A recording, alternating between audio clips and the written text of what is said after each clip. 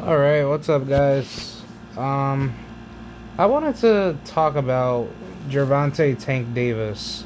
For those of you that are new listening to this channel, this is KRat7435. I'm back with another good boxing video for y'all today.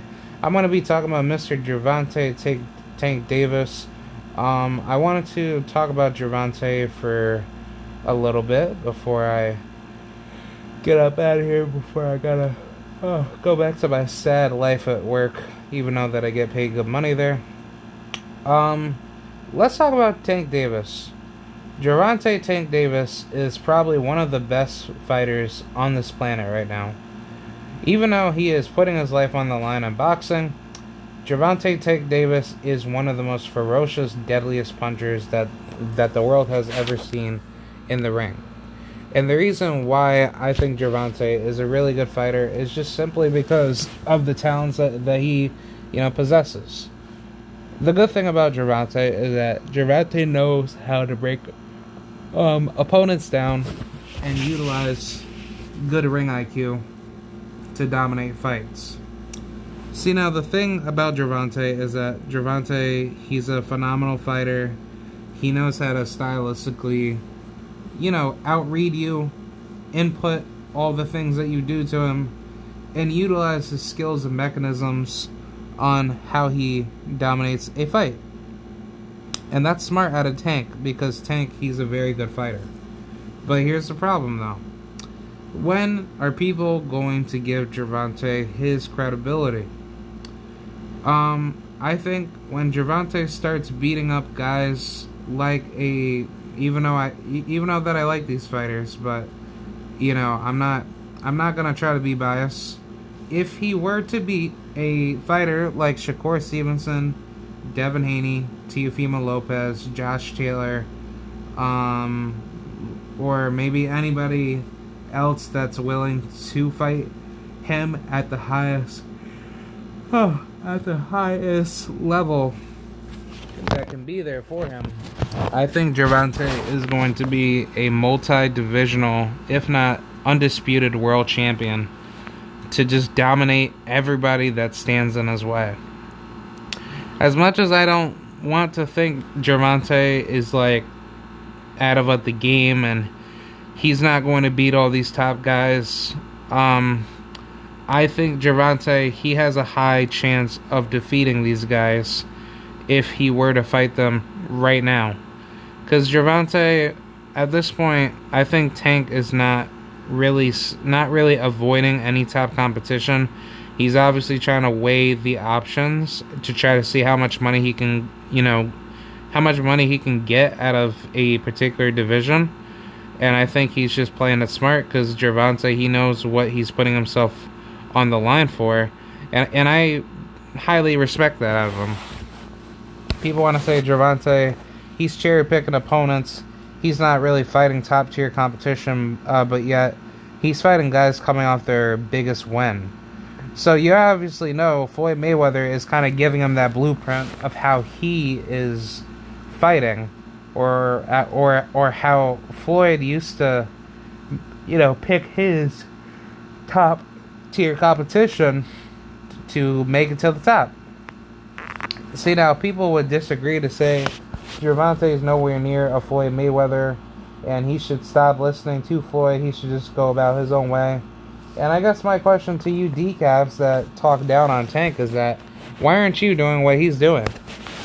For any professional fighters that think that Gervonta ain't that good, why aren't you guys pressing the issue on some? Who is the only person that has actually been wanting to call out Tank as of recently? I would say the only people that have actually been outspoken on Gervonta that think that they could beat him would be a Devin Haney, a Shakur Stevenson, and then Gary Russell. Ain't no fucking Teofimo Lopez or Ryan Garcia are gonna have balls of steel to fight a guy like Gervonta Davis. Gervonta Davis is literally at the prime of his career, and there is no downfall coming to his peak. I think Gervonta is literally at this point where Floyd Mayweather basically made another protege clone out of his own, skill set. And I think Gervonta, he's at that pretty boy stage where he's just at that Michael Jordan, LeBron James level of being undefeated, in big time fights.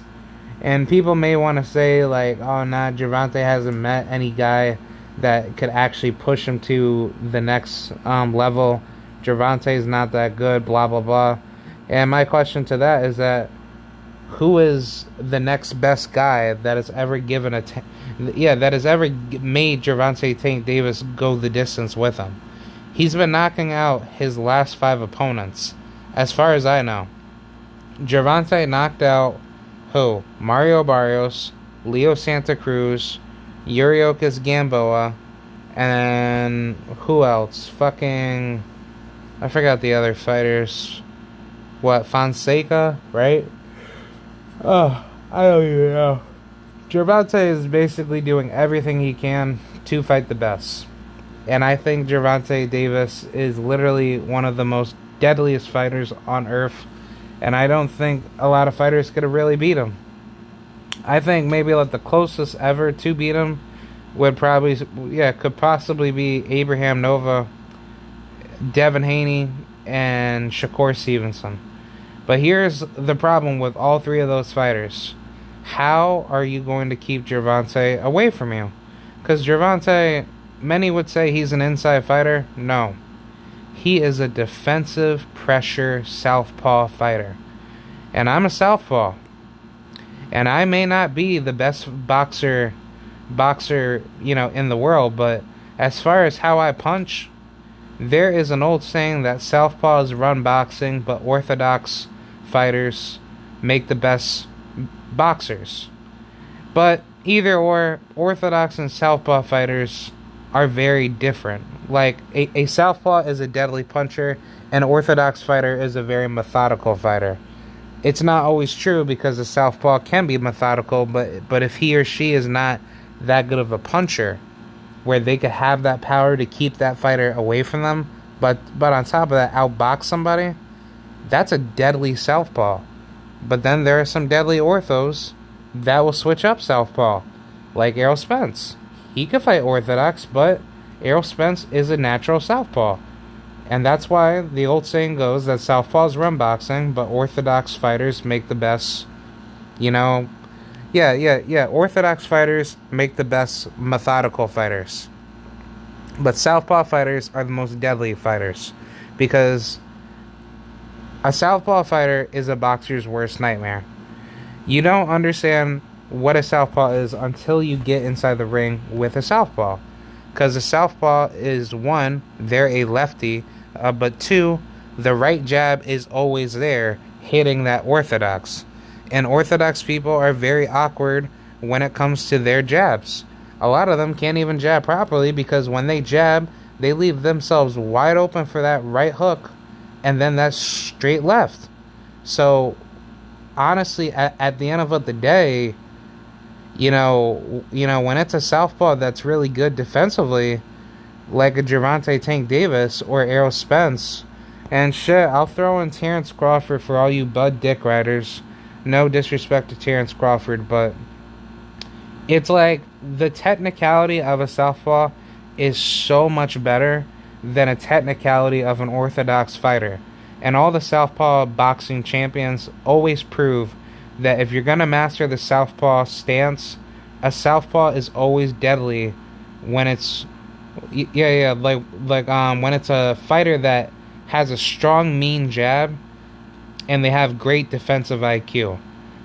And that's why, when you look at, southpaw fighters from, Philadelphia, or even from, the Detroit school of boxing, or I probably even say maybe from New York, or, Vegas, Nevada, those guys are good. Those guys actually be working in the gym, and they be killing people. Even down in Texas, too. But I'd say, the best form of a southpaw that is naturally defensively gifted, where he or she can box, but then they could bang, but they're so unpredictable, that's a Gervonta Tank Davis. And that's Errol Spence too. And then if you want to get super slick, Andrade. Demetrius Andrade is one of the most deadliest southpaws on earth. But if that doesn't work, who else is a good southpaw? Oh my god, I forgot who else. Erickson Lubin, yeah, he's a good southpaw. He's a very deadly southpaw. But I'm definitely gonna use Errol Spence, because Errol Spence is like one of the best southpaws ever, behind Andrade and maybe Tank Davis. But there's probably many more that I can't really think right now. But I would definitely use Tank Davis and Errol Spence as good examples, because the good thing about Gervonta and Errol is that they fight very different but similar in a sense, where when I fight and I look at how they fight so like aggressive, but they know what they're doing. But even look at Shakur Stevenson. Shakur, he kind of fights like Errol Spence, but he's like Pernell Whitaker in a way where, he's just so smart with how he whatchamacallit, of how he of how he mechanizes his positioning, his angles, his reflexes, his reads. Everything that you see out of Shakur Stevenson is like what Gervonta Tank Davis probably does at a higher level. So, I guess the good thing about me being a southpaw is that when I use that jab that gets somebody off balance, it makes it so much easier for you to use your left as a defensive mechanism. And then when someone tries to like check left hook you, or try to throw that body or throw that hook to the body, you could use that left as a trap. And then once you hit somebody with that uppercut, then bam, you could hit them with that right hook on top of like a straight left counter. Because that's the good thing about being a southpaw. Being a southpaw gives you defensive IQ, in a sense where it gives you so many options to throw better punches at somebody at a stronger angle, because the angles are so much easier when you're facing a orthodox. But when you face somebody like another southpaw, you got to be a little bit careful, because that southpaw is most likely going to hit you with the same shot that you're going to throw, and then it makes it so much harder for you to reposition your your angles better to try to get a good punch. But that's why when you have good defense, then it really doesn't matter, because once you break down that fighter, that fighter won't be able to respond back with more reads. So I think that that is the good thing about being a southpaw. When you've already fought your style so many times, then fighting another southpaw doesn't really faze you, because the only problem with another southpaw is that if he or she knows how to move like you. If they know how to move like you, then you gotta play it like chess. You just can't go in like that. You gotta actually play it smart. But if you're facing a fighter that that you can stylistically break down, that's a very unorthodox type of fighter, then yeah, it's very possible for you to win. But you still gotta be on your A game. But facing another fighter that's a southpaw, it's like two nightmares trying to be meshed in together, trying to turn it into like a dream. It's definitely a very difficult stylistic matchup, and it will definitely go the distance, or somebody will get knocked out. But Gervonta Tank Davis is probably one of the best skilled fighters out there. I don't know why people keep talking all this smack about him. He's already proven himself as a fighter, and I think the good thing about I think the good thing about Tank is that Tank is such a very good methodical fighter, because Gervonta, he doesn't care what you bring to him, but if you hit him with something that he don't see and he gets a little bit touched up, then that's when Gervonta, he starts to box more than he tries to knock you out. Because Gervonta, in his last 5 fights, he's been knocking every single motherfucker out.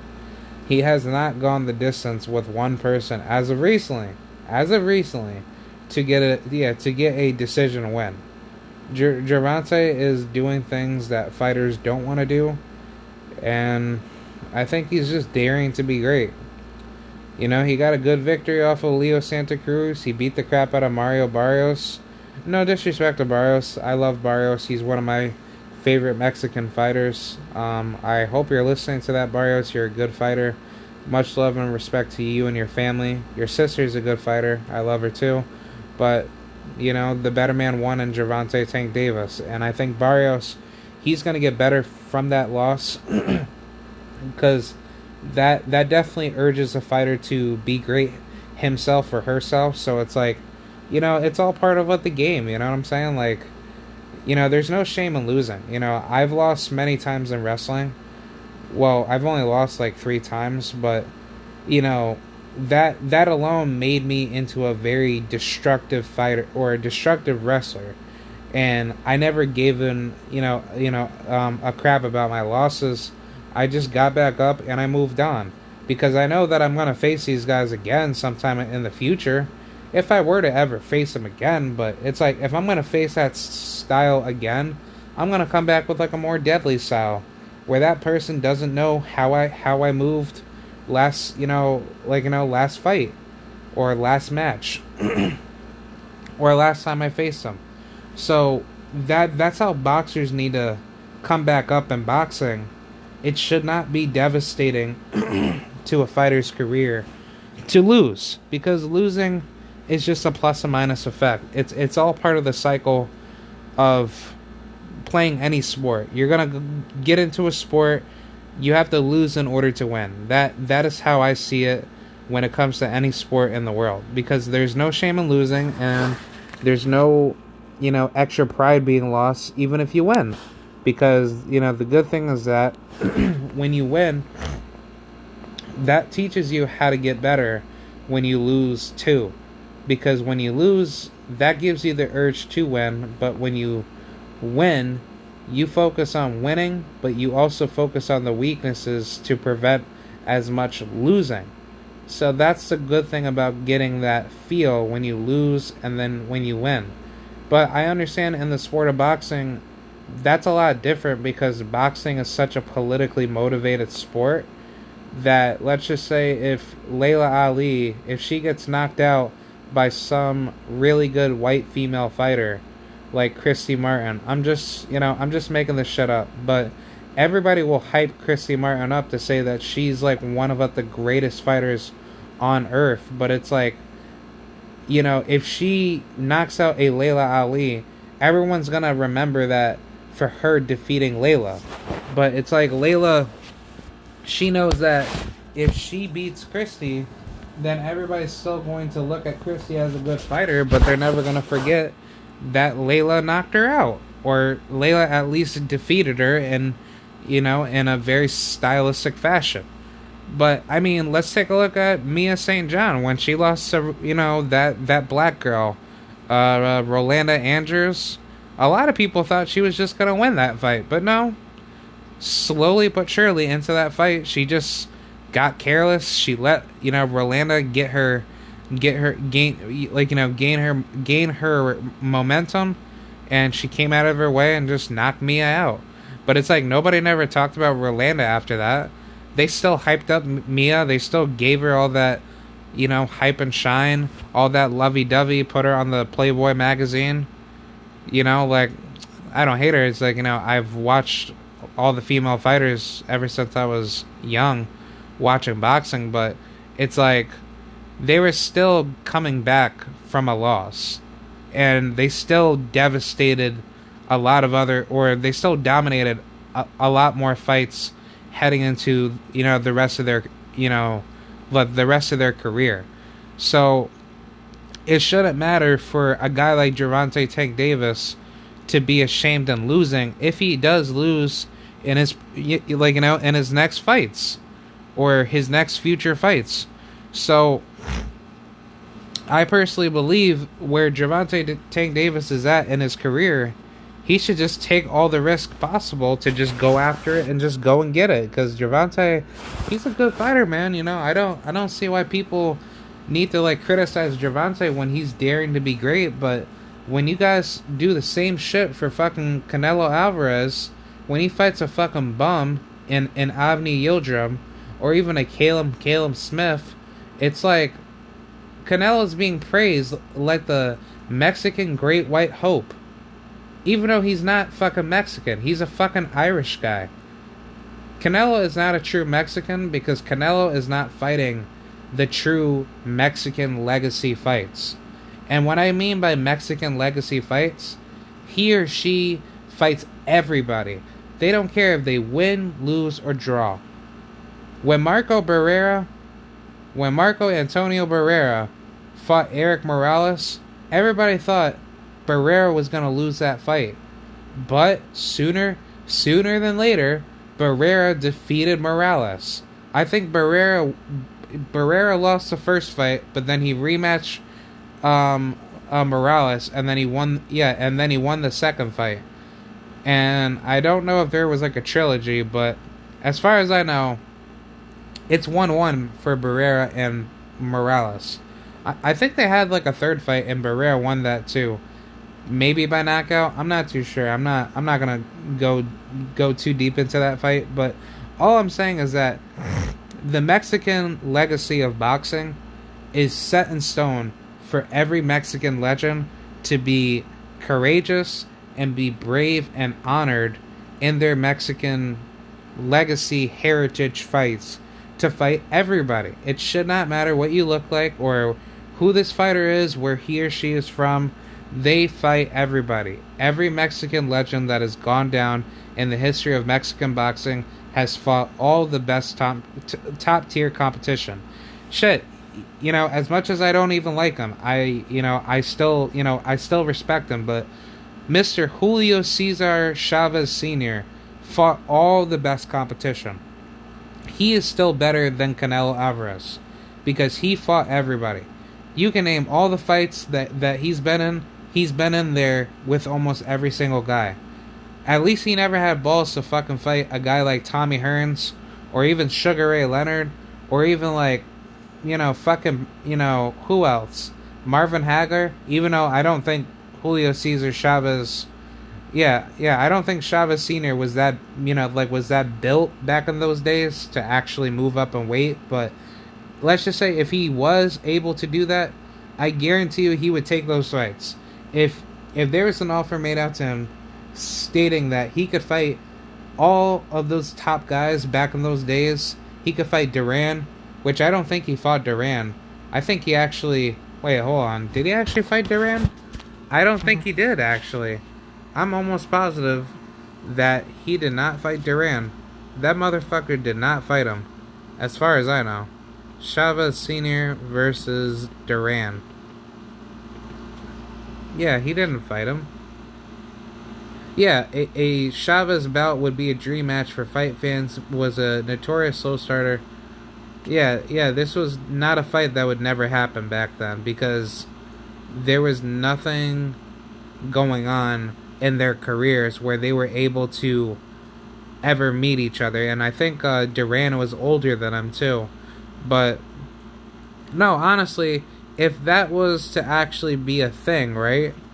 I guarantee you Chavez would take that fight in his prime and he would say, give me fucking Duran. He'll go down to Panama and he'll fight him. And then if he wins, then he could bring Duran back to Mexico for a rematch. And then boom. That would make big money. Gervonta Tank Davis did the same exact thing where he went over to the UK and fought Liam Walsh. Liam Walsh was talking all that shit to him, and guess what, Gervonta? He had those balls. He came in and he beat the crap out of Liam Walsh. So that's what I'm trying to say about having those big name, legacy fights. Not saying Liam Walsh is a legacy fight for Tank, but Gervonta is doing everything in his power to try to get a fight like that because he knows, what the benefits of getting those fights, will do for his career. So I think right now Gervonta he is going to go for those big fights because he will be calling out Devin Haney, he will be calling out Teofimo, he will be calling out Mr. Josh Taylor, which Josh Taylor said after his fight saying that he would knock out Tank Davis, and I think honestly, if everything can go well, Josh Taylor, he can actually tell the WBA, or request the WBA to order him and Tank. And I don't want to hear none of that bullshit saying, "Oh no, Gervonta can't fight Josh Taylor because Josh Taylor is on Top Rank and Bob Arum won't allow that fight." Get the fuck out of here. Bob Arum does not control the fights. Bob Arum is not going to be the one probably promoting the fight, but I guarantee you, even though that I heard Floyd Mayweather say the stupidest shit ever, saying that like we're only gonna fight PBC fighters. Fuck no, you're not. Gervonta will fight any person, and I guarantee you, if Tank and Taylor want to get it going, Floyd Mayweather and Leonard Ellaby cannot prevent that fight.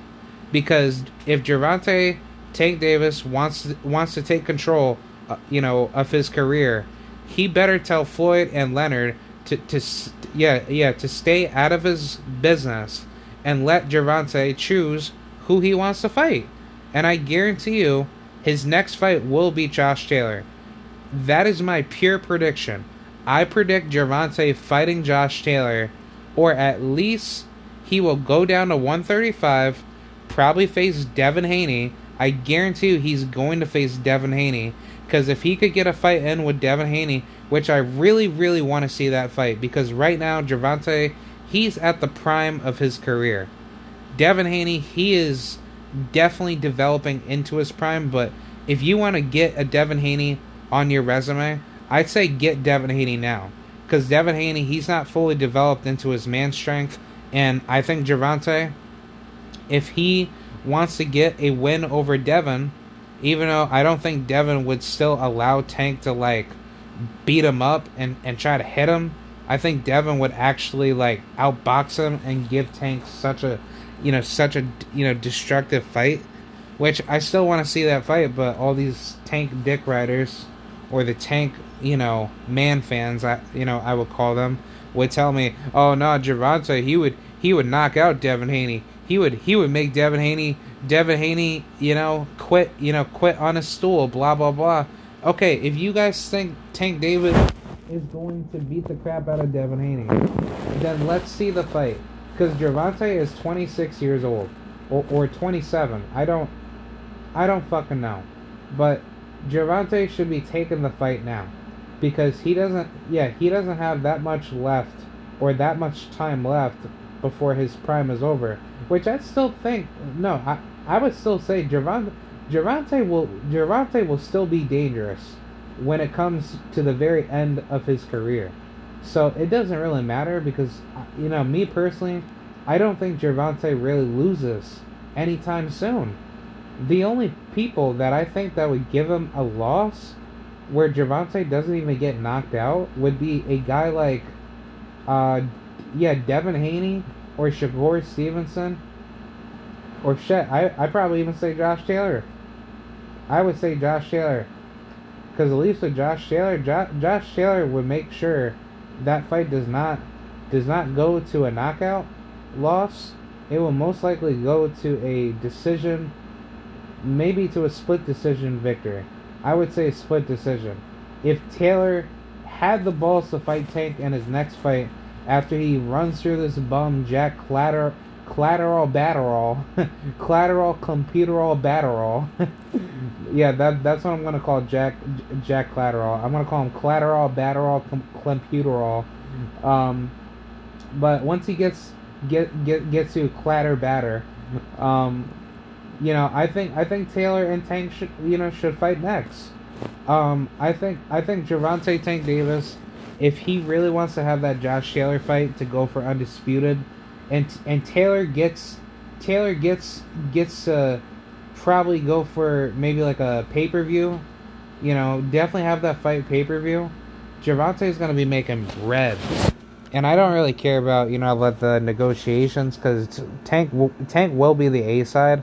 So it's like it's gonna be 60-40 or 70, yeah, 70-30. I think Gervonta is definitely gonna get 60-40 because Taylor, he's undisputed, even though even though he's never made any pay per view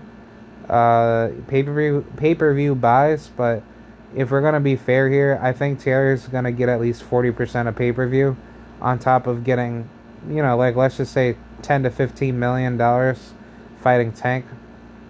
I think either way, that fight's gonna be making a lot of money for both fighters, and I'm proud of Josh Taylor, or I will be proud of Josh Taylor if he were to take that fight. So I want to see what's going to happen in the next coming months, because Gervonta, he has so many options at this point. He doesn't need to stay at 140, but I would say, if anything, Gervonta, he's probably going to have to stay at 135 or 140, and then maybe just call it quits for the rest of his career. For solidifying his, legacy in those, divisions. Because if Gervonta Tank Davis can get undisputed at 140 against Josh Taylor, and then move down to 135 and beat the living shit out of everyone in that division, because, like, we all know that Devin Haney, he's going to move up to 140. So it would make sense for Gervonta to take over 135, because the 135 is going to be a very weak division for Gervonta. Gervonta is going to beat up all the new smoke that is coming to 135. Gervonta is going to beat the crap out of everyone. Because like, we all know that Teofimo, or Teofimo bitch Lopez, he is not going to fight Tank. I kid you not, Teofimo is not going to fight Tank. And I'm not even kidding, y'all. As much as I try not to be disrespectful to other fighters, but it's like Teofimo, he has a special place on this channel. And even if he wants to, like, come out and confess that he's not going to run away from Tank, I'm going to be the one criticizing Teo until we see a Teofimo Lopez versus Devin Haney or Gervonta Tank Davis, or at least, I'll probably go with Teo and Shakur Stevenson. Yeah, that would be a flame fight. But it's like, Teofimo is not going to do any of that. Everything I say about Teo will be the complete opposite of what he's doing now to avoid top tier competition. So I think, the only way for Tank to actually get these big fights is, one, he should keep applying pressure. That's number one. Number two, he needs to start really pushing the big fights by probably going for, other notable names. Because what Gervonta can do is that he could wait out Josh Taylor versus Jack Collateral Batterall. Because, like, we all know that Josh Taylor, he's going to beat the crap out of Jack. But let's just say, if Josh Taylor, if he moves up to fucking 147, then Gervonta could just unify all the belts and then boom. Because the only fight that he's going to have a war with is Subriel Matias and Gary Antoine Russell. So, we already know that Gervonta, he's going to have a problem with both of those guys. But other than that, I think that'll be pretty much set in stone for him. I don't really see Gervonta really losing unless he gets beat by getting outboxed by, like, a Devin Haney or Shakur Stevenson, because, like, we already know that there's so many killers at 140 that I think that the toughest fight for Tank would have to be a Shakur Stevenson, Devin Haney, Abraham Nova, definitely Subriel Matias, and Gary Antoine Russell. And I'll throw in Kent Cruz, because Kent Cruz, he's a damn good fighter, and I'm kind of surprised why he's not back into the pro rankings. I hope he is, because shit, I want to see him win a title. But either way, I think Subriel Matias, he's going to be up next. He's already next in line to get the IBF mandatory spot. Once he gets through that, who's that guy that beat Luis Grits and Ritson. I call him Grits and Ritson. Nah, but that Ponce guy, that Ponce guy that defeated Lewis, Grits and Ritson.